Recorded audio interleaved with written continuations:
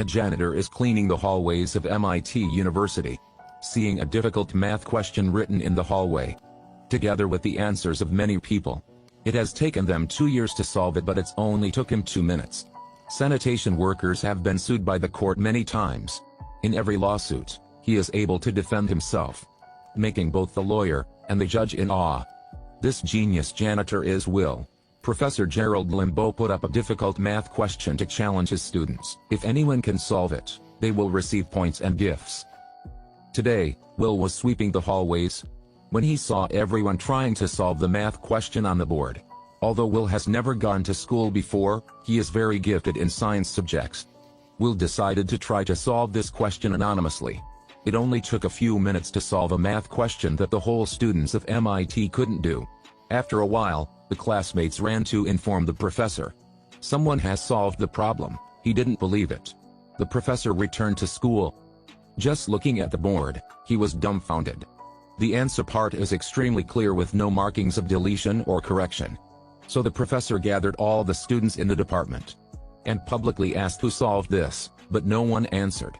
As a challenge to the unknown genius, Limbaugh presented an even more difficult problem. Late at night, he and a teaching assistant were walking through the corridor. They saw Will standing in front of the board. Will hastily ran away and even kept apologizing while running. When both of them came to the blackboard, they saw the above content and were extremely surprised. Oh God!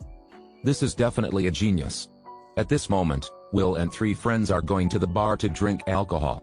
They met Skylar, a beautiful student who is about to graduate from Harvard University. So Will's friend came to initiate a conversation with her. After a while, a brilliant student from Harvard walked in. This guy used a math question to challenge Will's friend. Will saw that and immediately came over to help him. He used specialized knowledge to solve it. He explained the details so carefully that the guy had to shut his mouth and walk away. The other student was captivated by Will's charm. She later became Will's girlfriend. At the school, the professor investigated Will's information.